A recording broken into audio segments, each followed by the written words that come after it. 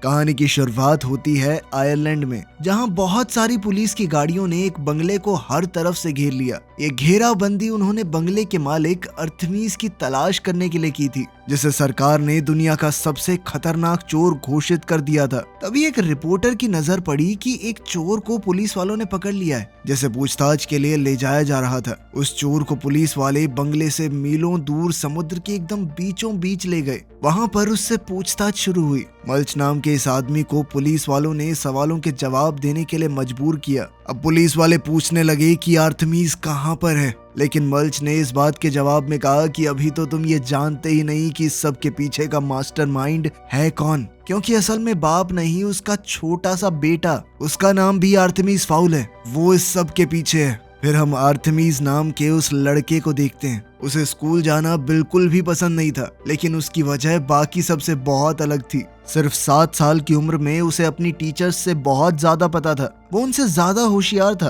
और तो और वो चेस का वर्ल्ड चैंपियन रह चुका था। इसके अलावा अर्थमीज ने अपने बचपन में ढेरों साइंटिफिक प्रोजेक्ट्स बनाए और एक्सपेरिमेंट भी किए। अपने इन प्रोजेक्ट्स और बेहतरीन एक्सपेरिमेंट्स के लिए अर्थमीज को ढेरों इनाम भी दिए गए। लेकिन इस सब के चलते अब अर्थमीज अपने आप को सबसे ऊपर समझने लगा था। वो अपने टीचर्स से भी बड़ी बदतमीजी से बात करता। जब अर्थमीज अपने स्कूल से घर आया तो वो बहुत खुश था ये सोचकर कि आज तो पापा के साथ समय बिताऊंगा। लेकिन तभी उसके पिता ने दुखी मन से उसे खबर दी कि उन्हें फिर से एक बिजनेस ट्रिप पर जाना होगा। उदास होकर अर्थमीज ने अपने पिता से कहा कि मुझे हमेशा आपसे दूर रहना बिल्कुल भी पसंद नहीं है। तभी उसे तसल्ली देते हुए उसके पिता ने कहा कि मेरा काम कुछ ही दिनों में हमेशा के लिए खत्म हो जाएगा, फिर मैं तेरे पास ही रहूंगा। इस बातचीत के बाद बाप और बेटा महल के अंदर साथ साथ चलने लगे, और कुछ घंटों बाद अर्थमीज ने अपने पिता को अलविदा कहा। वो अपने प्राइवेट हेलीकॉप्टर में बैठकर वहां से चले गए।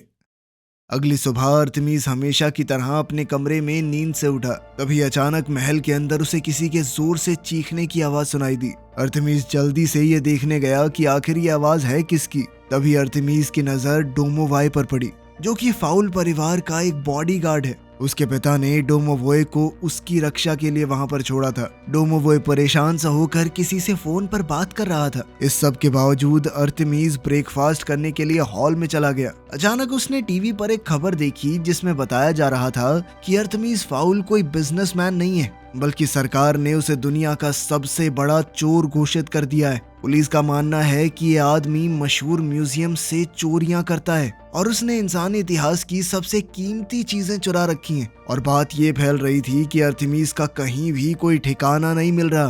पुलिस को उसकी लग्जरी यार्ड भी समुद्र के बीच लावारिस हालत में मिली। इस वजह से पूरी घटना और भी ज्यादा पेचीदा बन गई।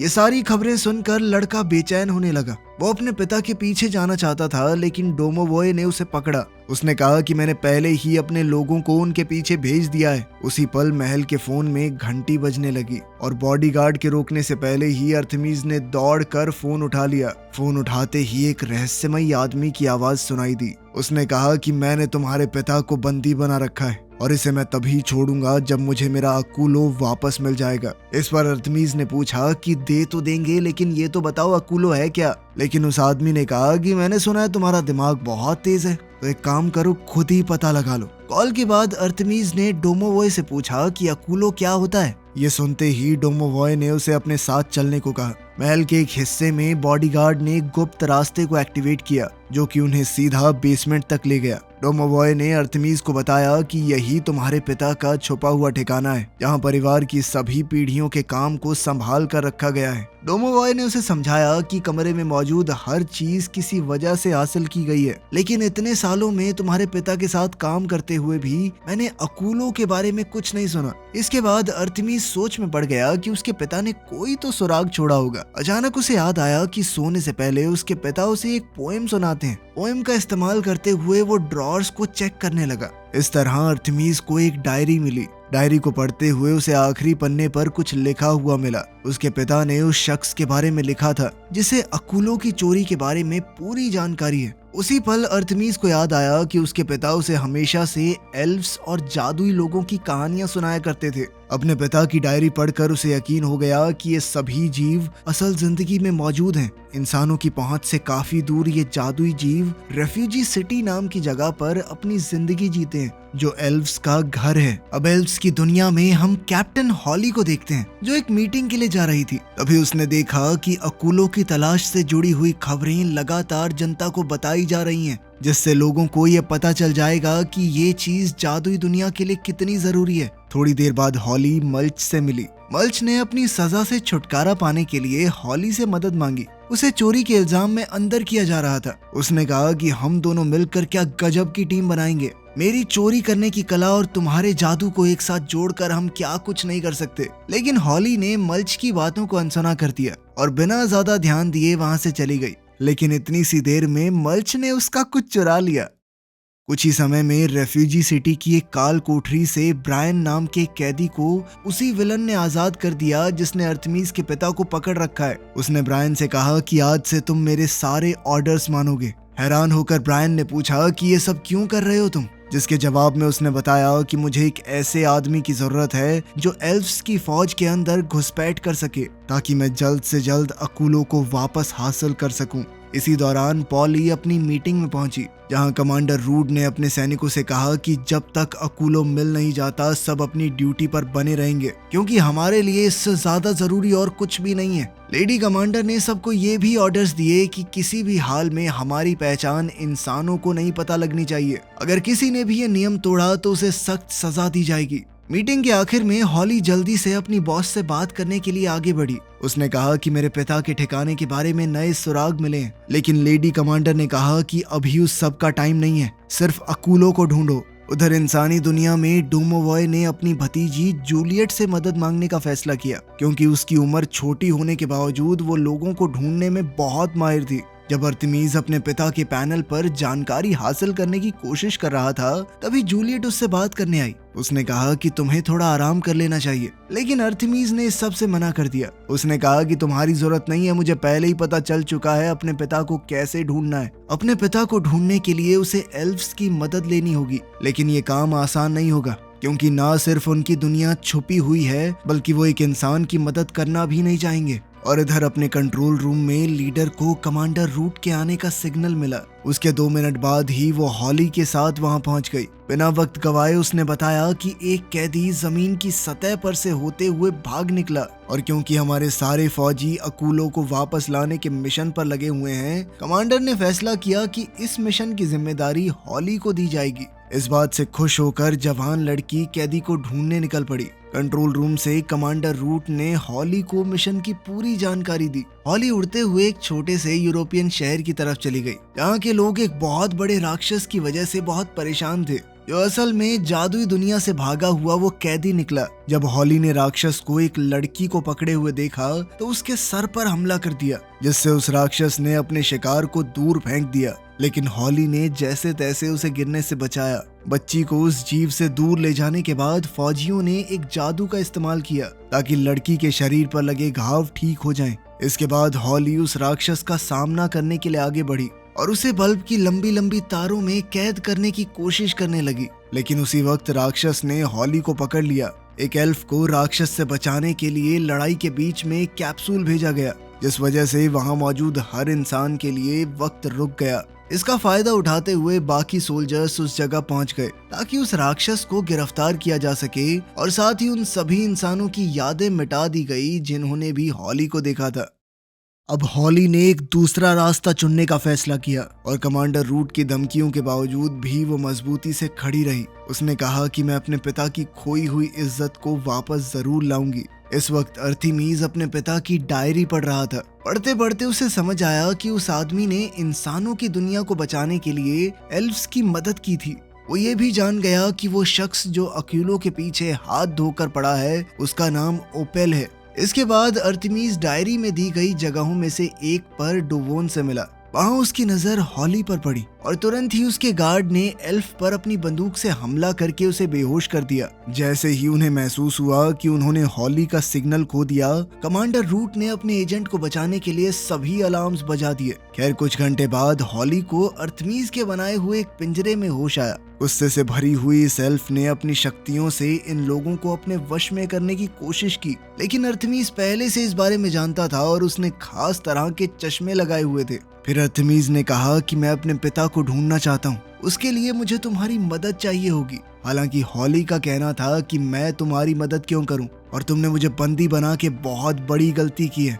बहुत बड़ा, बहुत जबरदस्त हमला होने वाला है तुम्हारे ऊपर। मुझे छुड़ा के ले जाएंगे मेरे लोग। इस धमकी के बावजूद अर्थमीज बिल्कुल नहीं घबराया। उसने कहा कि मैं यही तो चाहता हूँ कि तुम्हारे लोग यहाँ पर आएं। कुछ ही मिनटों बाद महल के आसपास के इलाके में एक भयंकर तूफान आने लगा। एल्फ्स के आने का अंदाजा लगाकर लड़के ने हॉली के हथियारों को अपने पास रख लिया। वहीं डोमोवॉय ने भी हॉली की कॉस्ट्यूम से एक हथियार निकाल लिया था। ठीक उसी वक्त समय को फिर से रोक दिया गया और एल्फ्स की सेना ने महल पर हमला कर दिया। सबने अपनी अपनी पोजीशन ले ली। कमांडर रूट भी अपना लड़ने वाला सूट पहन कर आई थी। जब टीम हॉली की तलाश कर रही थी तब अर्थमीज ने अपना खास सूट पहनने का फैसला किया। अब अर्थमीज और डोमोवॉय लड़ने के लिए पूरी तरह तैयार थे। उन्हें देखते ही एल्फ्स की फौज उन पर टूट पड़ी, लेकिन उन्हें हराना बिल्कुल भी आसान नहीं था और उल्टा अर्थमीज अपने दोस्त के साथ मिलकर हर एक जादुई जीव को हराने लगा। थोड़ी देर बाद अर्थमीज ने एक फौजी का हेलमेट उठाया और उसने कमांडर से कहा कि अगर हॉली को जिंदा देखना चाहते हो तो अंदर आओ बात करने।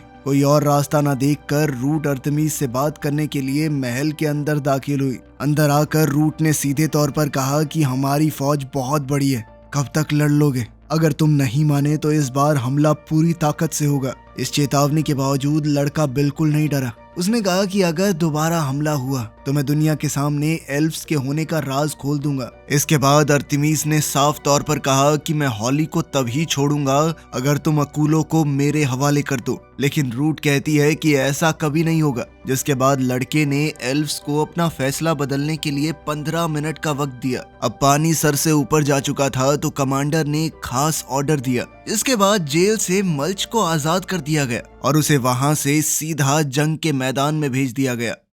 इस दौरान अर्थमीज ने हॉली को पूरी बात समझाई।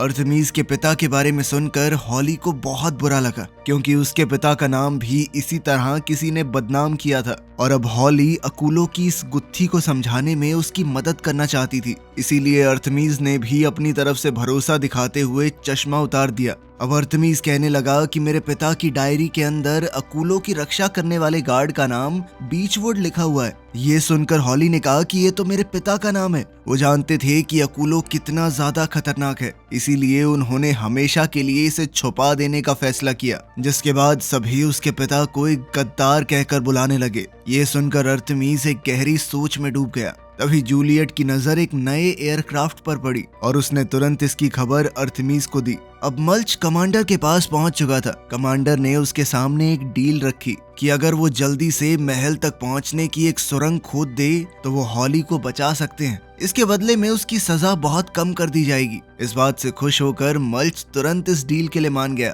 इसके बाद मल्च सीधा महल के पास वाले समुद्री किनारे पर पहुंचा। उसने अपने मुंह को बहुत ज्यादा ही खोल दिया और धड़ाधड़ मिट्टी खाने और खोदने लगा और कुछ ही सेकंडों में वो महल के अंदर पहुंच गया था। ये घुसपैठ देखते ही डोमोवॉय ने अर्थमीज को खबर दी और वो तुरंत समझ गया कि इसे हॉली को बचाने के लिए भेजा गया होगा। लेकिन किसी की मदद करने से पहले मल्च को चोरी चकारी की आदत थी। उसने जल्दी ही महल के अंदर एक खुफिया जगह को ढूंढ निकाला और अर्थमीज ने भी डोमोवॉय से कहा कि उसे कंपार्टमेंट को खोलने दो, क्योंकि उसके अंदर जो कुछ भी है शायद हमें उसकी जरूरत पड़े। अब अर्थमीज ने हॉली से कहा कि अगर हम मिलकर काम करें तो ये पता लगा सकते हैं कि आखिर मेरे और तुम्हारे पिता के साथ क्या हुआ था। कुछ देर बाद मल्च ने खुफिया कमरे का सबसे मेन दरवाजा खोला और अपने जादू का इस्तेमाल करके अपने सर के बालों की लटों को काबू में कर लिया ताकि वो लोहे की बनकर सिक्योरिटी स्क्रीन को पार कर सकें। कंपार्टमेंट खुलते ही मल्च के हाथ वो चीज लगी जिसे सब ढूंढ रहे थे।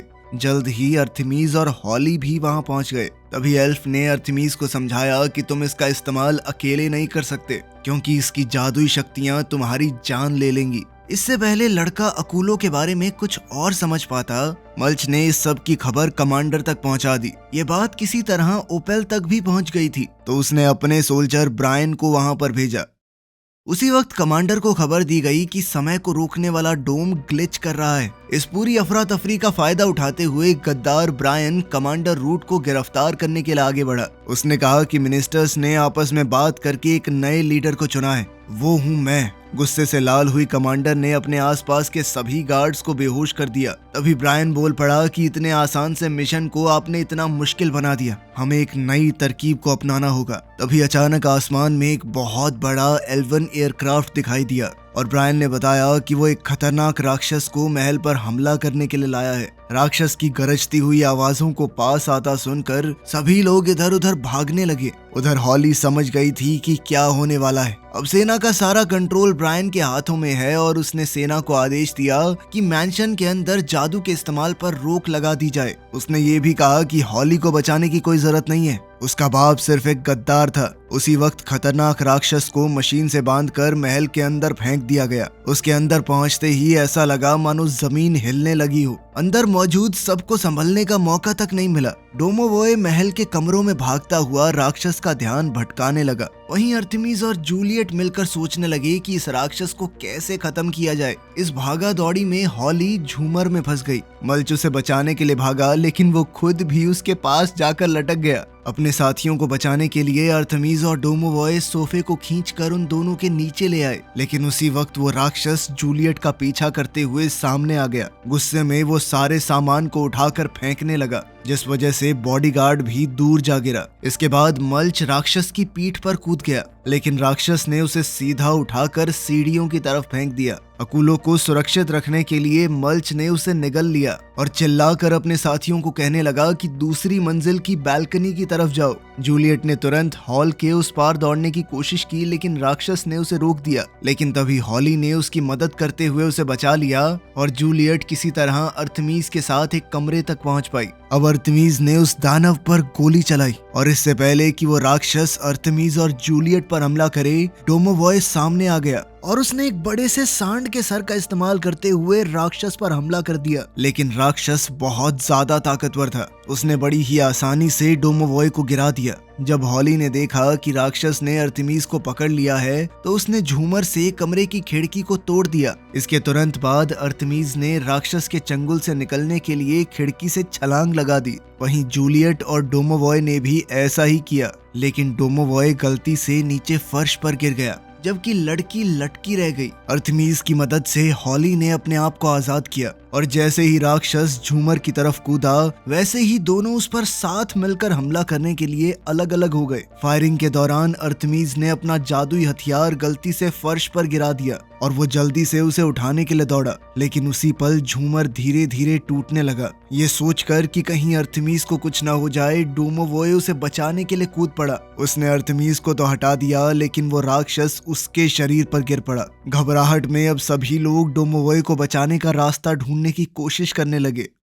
उधर बाहर समय को रोकने वाला डोम अब बिखरने लगा था, जिस वजह से एल्वन सेना को बहुत नुकसान हो रहा था। डोमोवोए को राक्षस के शरीर के नीचे से निकालने के बाद आर्टेमिस ने हॉली से कहा कि प्लीज मेरे दोस्त को बचा लो, लेकिन हॉली ने बड़े अफसोस के साथ कहा कि जादू यहाँ पर बंद है, मैं चाहकर भी कुछ नहीं कर सकती। लेकिन डोमोवोए ने कहा कि सब कुछ ठीक है, मेरी चिंता मत करना। बाहर एल्फ्स की सेना के कैप्टन ने कहा कि जिन लोगों को मरना था वो मर चुके होंगे, बहुत देर हो चुकी है राक्षस को अंदर गए हुए, तो अब हॉली का जादू उसे वापस दे दो, क्योंकि उसके हिसाब से खतरा टल चुका है। जैसे ही हॉली को महसूस हुआ कि उसका जादू वापस आ गया है, तो उसने एक पल भी बर्बाद नहीं किया और डोमोवोए को अपने जादू से दोबारा ठीक कर दिया। उसी वक्त एल्वन सेना पीछे हटने लगी, क्योंकि डोम पूरी तरह टूट चुका था और इधर सभी लोग महल की बालकनी में आ गए। मगर जैसे ही उन्हें खतरे का एहसास हुआ, तो आर्टेमिस, जूलियट और डोमोवोए महल के अंदर की तरफ भागे,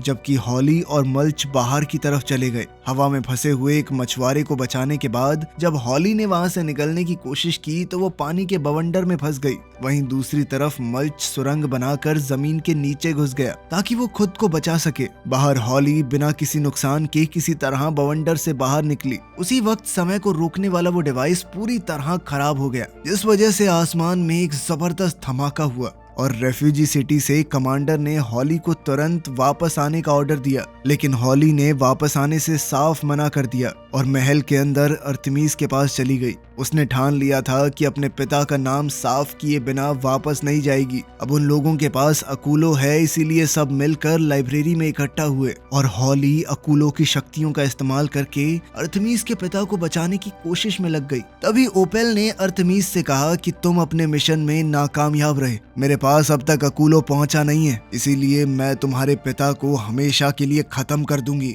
उधर हॉली पूरी कोशिश कर रही थी कि अर्थमीस के पिता को यहाँ पर ले आए, लेकिन उससे पहले ही ओपेल ने जबरदस्त हमला करके अर्थमीस के पिता को मार दिया। ये सोचकर कि अकूलो उसके पिता को वापस नहीं ला पाया, अर्थमीस अंदर से टूट गया और अपने पिता को पुकारते हुए महल में इधर उधर दौड़ने लगा। हॉली ने भी अपने दोस्त की मदद ना कर पाने के लिए माफी मांगी, मगर तभी महल के कमरे में हैरान कर देने वाला जादू हुआ। अर्थमीस तुरंत उस कमरे की तरफ दौड़ा जहां उसकी अपने पिता से मुलाकात हुई और उन्होंने फट से उसे गले लगा लिया, जबकि दूसरी तरफ ओपेल बौखला गया और गुस्से में जोर जोर से चीखने लगा। जब अर्थमीस के पिता हॉली से मिले तो उन्होंने हॉली को बताया कि मैं और तुम्हारे पिता मिलकर काम किया करते थे। तुम्हारे पिता कोई गद्दार नहीं थे, वो मेरा एक बहुत बहादुर दोस्त था जिसने एल्फ्स के दुश्मनों से अकूलो की रक्षा करने में बहुत मदद की। फिर अर्थमीस के पिता ने हॉली को ओपेल के किए हुए सभी गलत कामों के बारे में बताया, उसे ये बताते हुए कि तुम्हारे पिता की आखिरी इच्छा यही थी कि ये लिस्ट मेरी बेटी को दे दी जाए।